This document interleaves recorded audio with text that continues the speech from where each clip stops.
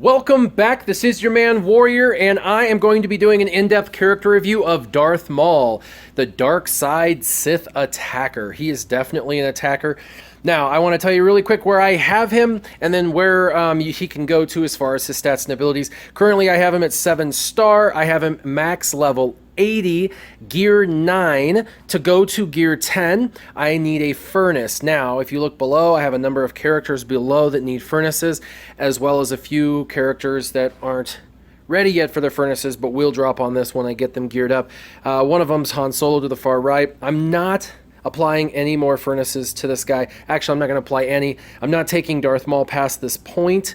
If you look to the left, you'll see his attacks and abilities are all a standard 3. I take everybody that I invest anything into to their attacks and abilities at level 3. Unfortunately, because they're level 3, when I go to showcase him, he's not going to be as glorious as he potentially could be if he was obviously totally and completely maxed out. But I know all the stats about him, so that's what I'll go over, is kind of where he can go to. So he does go to gear 10. If I put a furnace in there, there'll be a couple of more raid gear parts he needs. So that brings me to gearing. For gearing, he takes 3 raid gear parts, which is average. That's not bad. At a 6, 3's about average.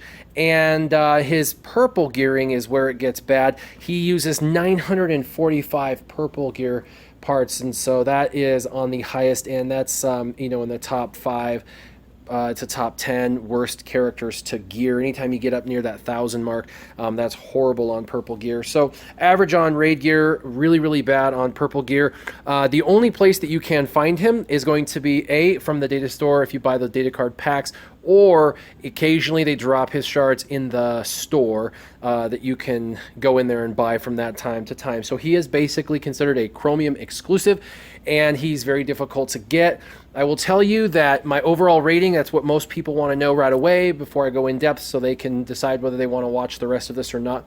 Out of a galaxy rating of 5 stars, with 5 being a must-have, gotta have it right now, and a 1 being don't even bother, I've actually put him on a 2, which is meh, if you have him, or if you have everybody else developed. When you get to the 2-star rating, these are characters that are, have a little bit of potential and fun. He is currently, I would say, broken, and not because his abilities necessarily don't work. It's not that. It's that they have him too squishy, and everybody knows that.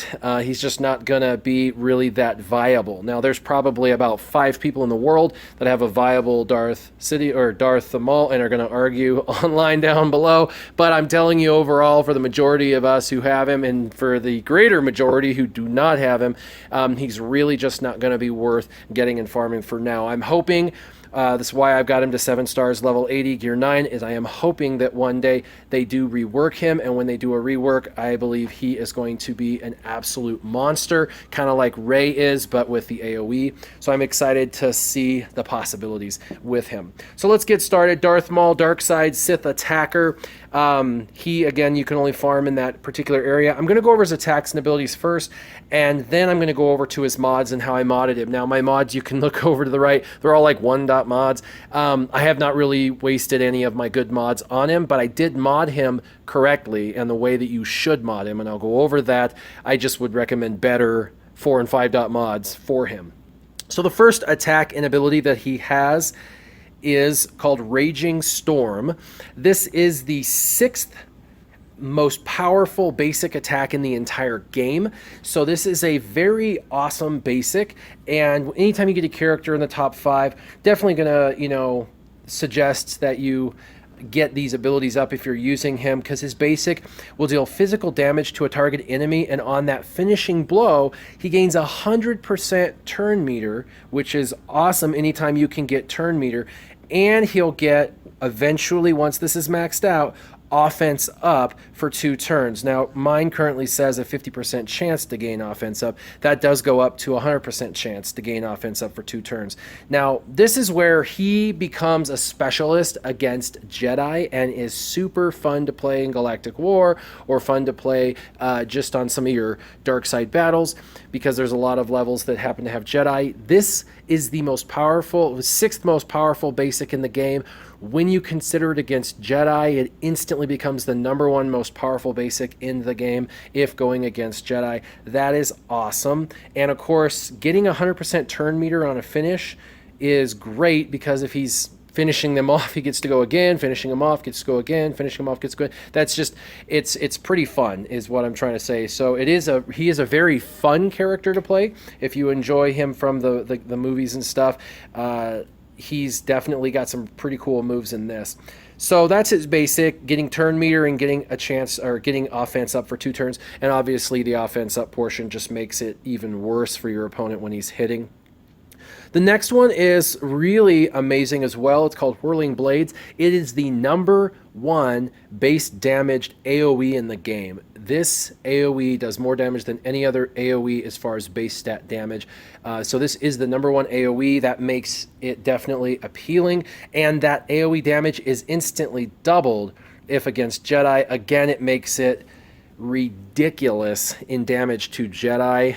And so this is one of the coolest AoE in the game, just especially if you're going against Jedi. So I would highly recommend, if you're going to do them, of course, get this one maxed out as well.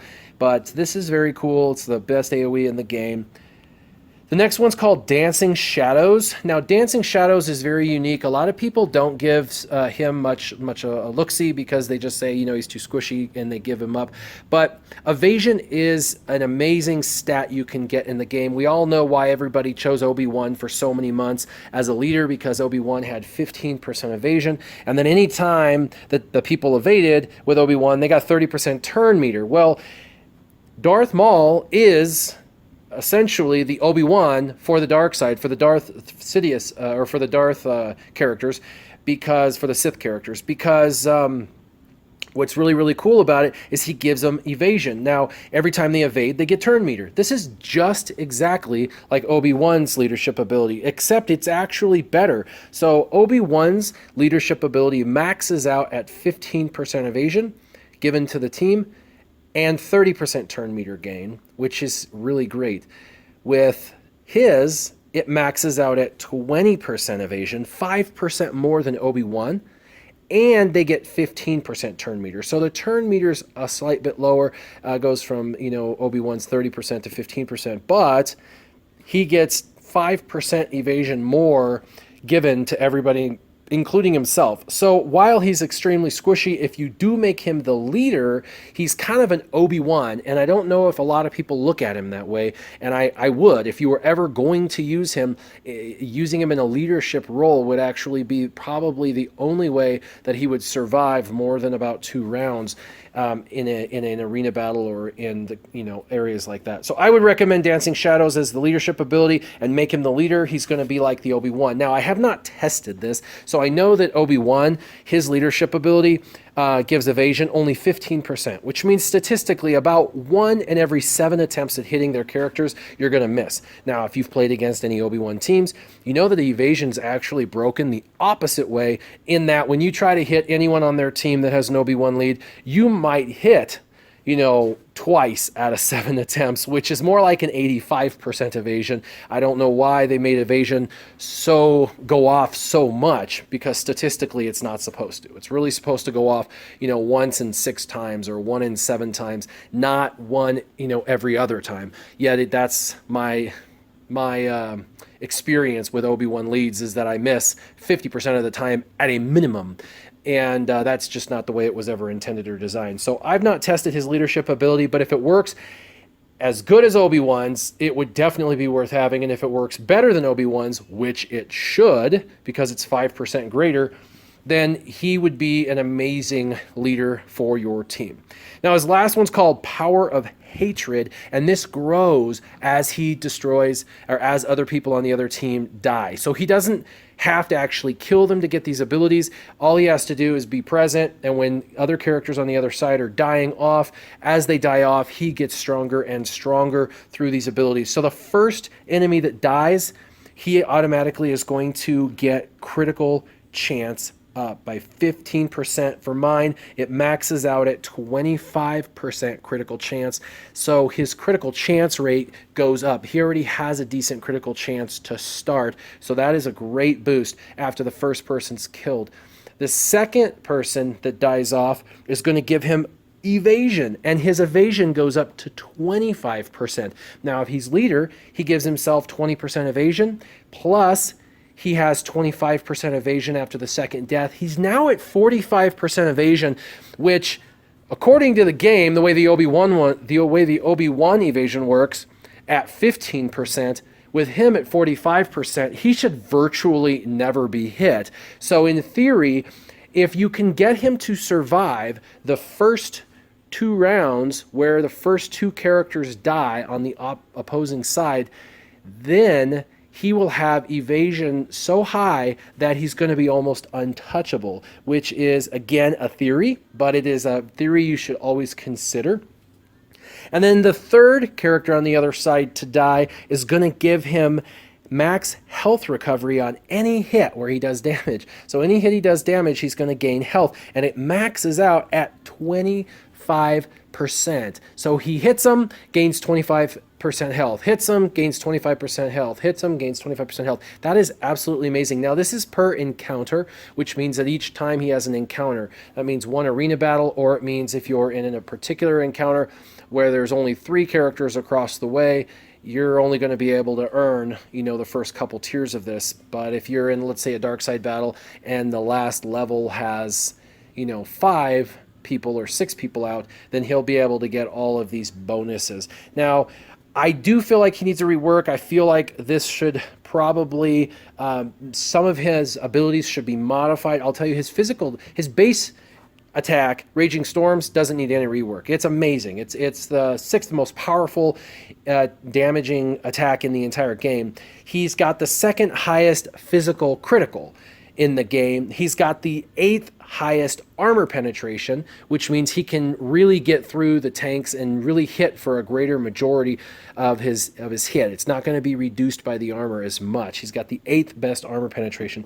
And of course, his AoE Whirling Blades is the number 1 best AoE in the game for base AoE damage, which is pretty amazing. It's even higher than Jedi Knight Anakin's, so that's awesome. And of course, his basic Raging Storm and Whirling Blades do instantaneously double damage to Jedi. So you know how he gears. His overall power goes up to 7,036, so right at about 7,000. That's not very good, but that's also not horrific.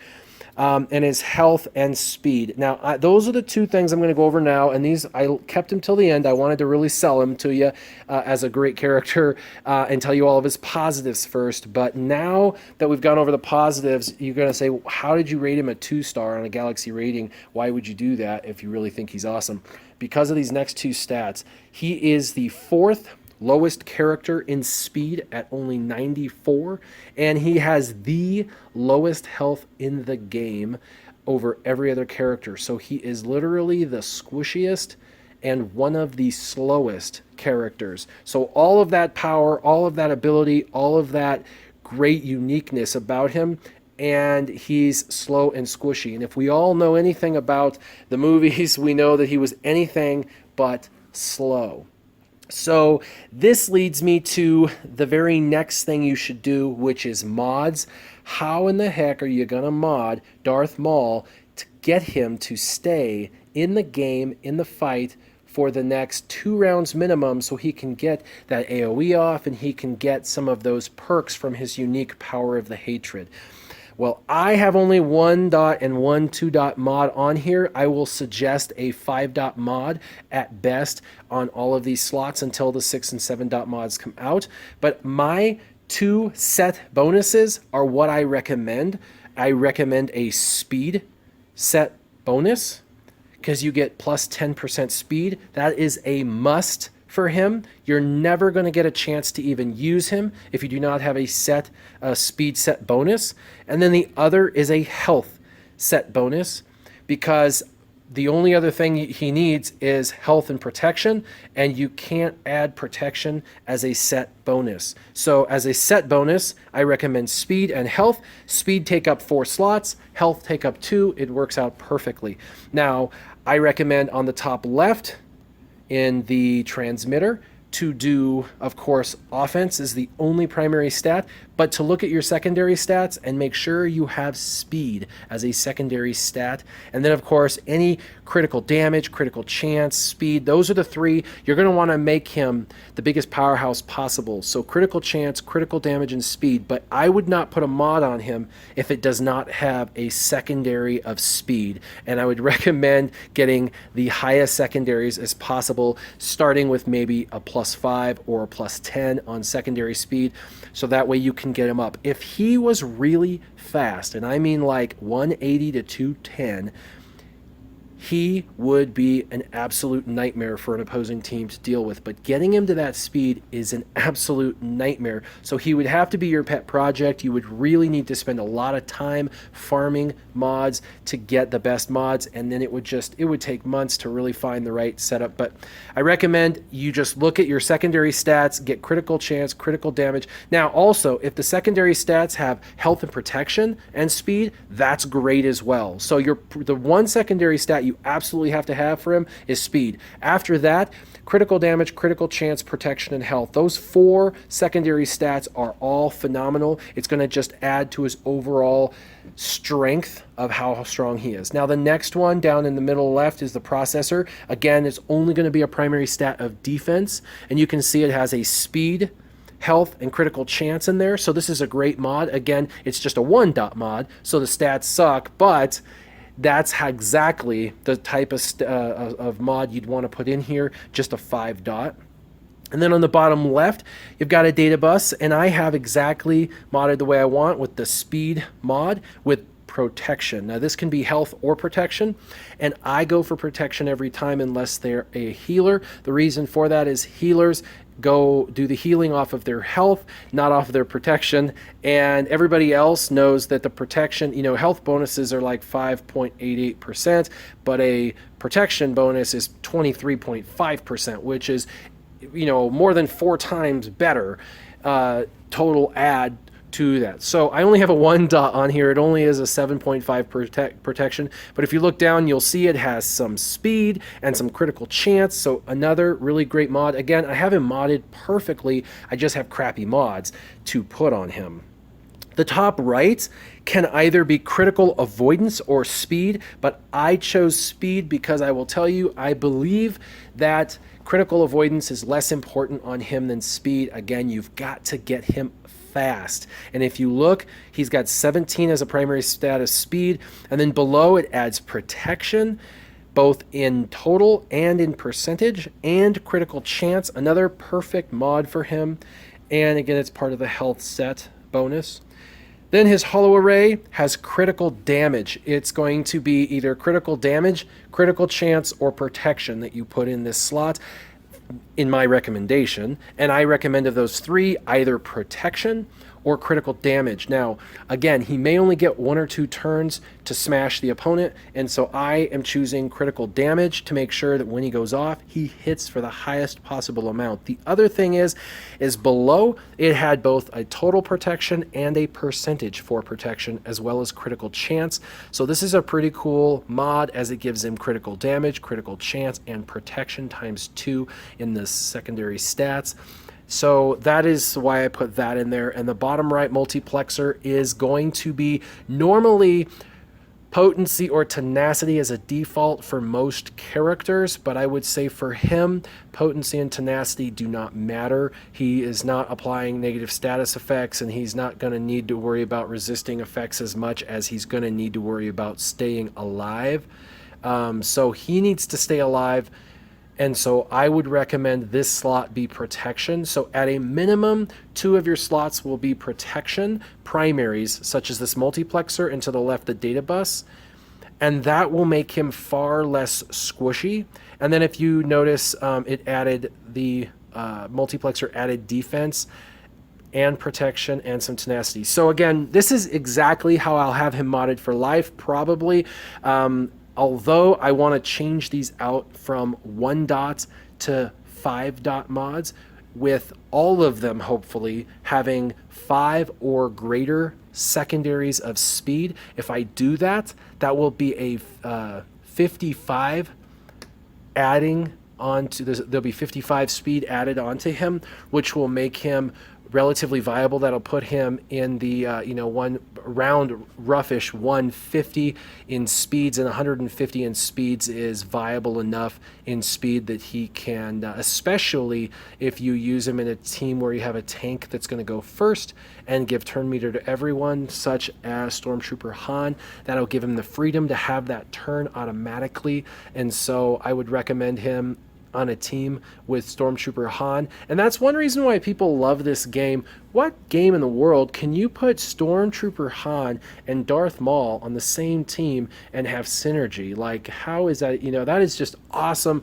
This is the reason why this game is so appealing. So now that you got to see how I would mod him, his attacks and abilities, all of that, I do want to just show you his overall values so that I have on him, so you can kind of see where I've got him to. So he's kind of average on everything, except intelligence is a little bit low, but his agility is pretty high, but not very high. His health and protection combined, again, I have 1 mods and almost no additions, and I do not have him max geared. And that last round of gearing from gear 9 to gear 10, finishing off that gear 9 and finishing off gear 10, really does add quite a bit onto him, about 4,000 total, 4 to 5,000 total on health and protection. And then, of course, you can get his health and protection up another, about another 5 to 7,000, depending upon how many protection mods primary stats you drop in. So you can add about another 10 to 12,000 on top of what I've got. Now I currently have him at about 18,000, which is horrible. He can be one shot killed by about anybody. But if you took and added another 12,000 in health protection through gearing him and through his mods, he would be somewhere in the ballpark of around 30,000. That is still going to be one of the squishiest characters in the game, but he'd be around 150 or 160 on speed, and he'd be around 30,000, which makes him slower and weaker, but not slow and weak. It makes him a decent character for the amount of damage he does. He would be still a glass cannon, but he would be in the likes of other characters that are beloved like Rey. His speed, I currently only have 31 boost, but I already have it at 125. So 125 is not horrible. Again, I only have like 1 mods on here, and I was easily able to get it to 125. His critical damage is at 172.5. That is going to convert to mass damage when he hits.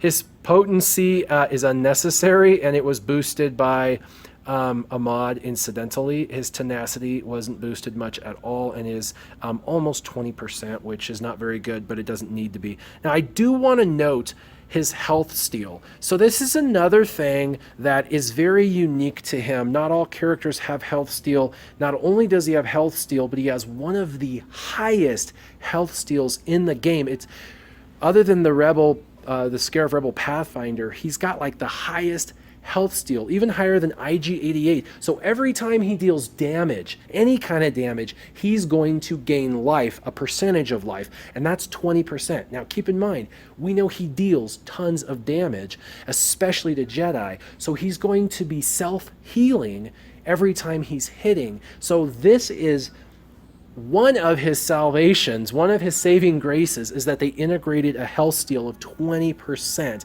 That is awesome.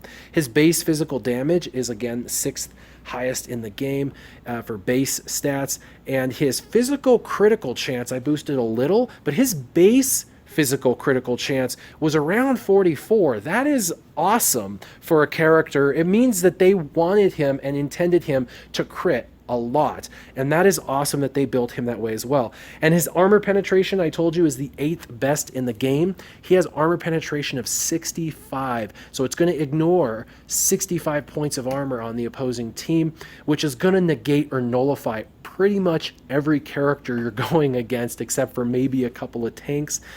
And then his personal armor is over 20%, which is not bad at all, which means he will be reducing some of the damage he takes from other people hitting him with physical damage. His special damage and special critical chance are low, but he actually doesn't apply this through his abilities, so I don't even know why that they have this in here, because his special abilities, the AoE is not considered under this damage at all. And then his resistance is over 8% as a base resistance. So without further ado, I want to test drive our Darth Maul and see him in action. One of the best places to go is Dark Side Battles, and under Dark Side Battles, if you go to 7D, which is the last hard node in 7D, it's just a bunch of Jedis. You've got Kit Fisto, and you got Jedi Consular, and you've got Mace Windu, and so this is a great running ground for him to just be able to go crazy and do his double damage to Jedi. So this is where I'm going to test drive him. Not sure who I'm going to bring in with. You know what? There's a Savage Opress. I'm going to go ahead and add him just for fun. And I'm going to definitely have a leader. Actually, you know what? I'm going to make him the lead, so he gives everybody evasion. And then I'm going to bring in my... I already got a good tank in there. Let's do this. So let's go ahead and destroy some Jedi. I know the Emperor Palpatine's probably a better leader in this scenario, especially because I brought in my 6-star Darth Vader. But again, I'm just trying to have some fun. So we're just going to one-shot him. I'm trying to give him some time. I got to get him. All my other characters are pretty fast. I mean, I think my Sun Fac alone is sitting somewhere around 170 speed.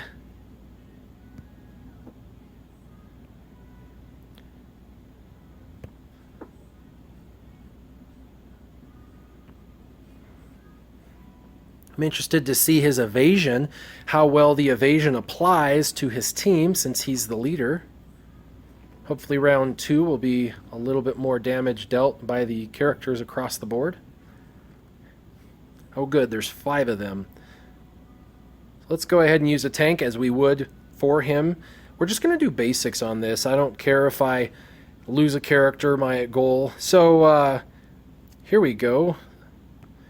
Wow. And he's fun with other Darkside characters, obviously. Let's go ahead and see how he does on his basic. 6,100, that's not horrible. Of course, this is not against a Jedi. That would have been over 12,000 against a Jedi, and I do not have him max geared.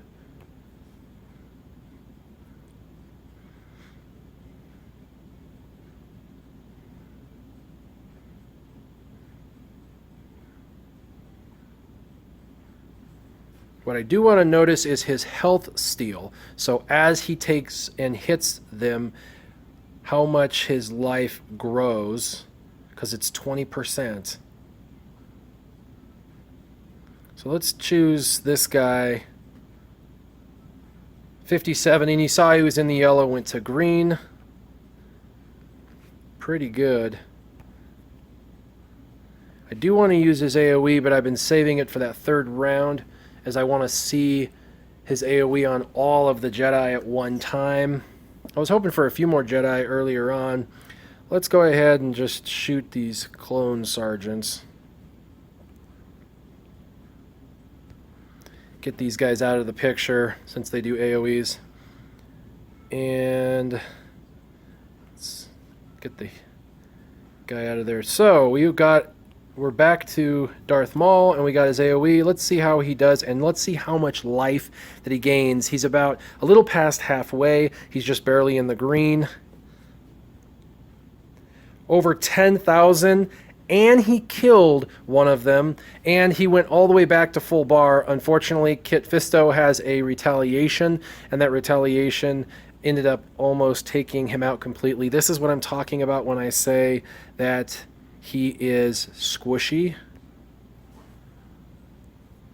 Luckily, he has the... Well, there he goes. So we knew that he wouldn't last a lot, but you got to see he took out one of the Jedi and did over 10,000 damage to all the other Jedi, and that is with him not maxed out.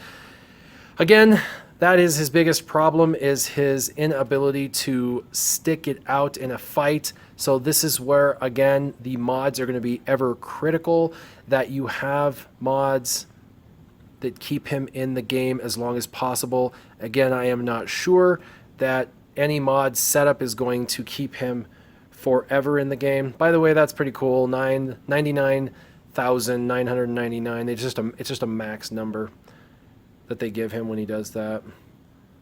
I don't need that shard for Anakin. I've got him maxed, so I'll go to the shard shop with that. But I hope that shows you. I did not really get to see his evasion much. We didn't really evade anything, so not too sure about the evasion. I think maybe his evasion as a leader is possibly broken and may need to be addressed. And I'm hoping that they address that as well as reworking him, maybe changing up his abilities and attacks a little bit. And then they need to add a minimum of 5,000 health and 5,000 protection to his basic character. Now, I do have confidence they will do that when he goes free to play, meaning that he's farmable. And I am sure they will move him into one of the areas of the game, not in the not so distant future, but I know that they like to give some time and space between the launching of a character and then the making it free to play, so that way people who want to pay to have him first get him, and those who do not pay do not get access. And then after those people who've wanted him got him, they wait a little bit and then they drop them free to play. I think it's a great strategy on their end, because those of us who are impatient can get him, but those who are free to play will eventually be able to unlock him. Again, my overall galaxy rating for him is a 2 stars, 2 galaxy stars, which means that he's worth having at some point in the game eventually down the road, but if you never get him ever, you're not going to be for the worse. It's not going to hurt you to never have him. So as always, leave comments down below if you liked the video. Make sure that you like it and you can subscribe to my channel.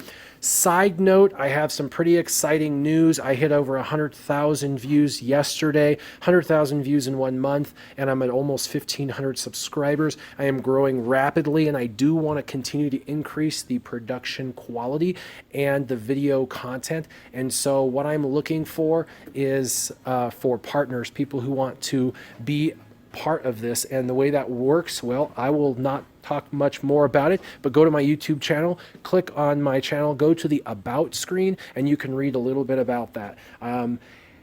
What is the highest you've ever seen Darth Maul hit for? Comment down below what you've seen Darth Maul hit for. And as always, have a wonderful day. Keep your gaming on. Warrior out.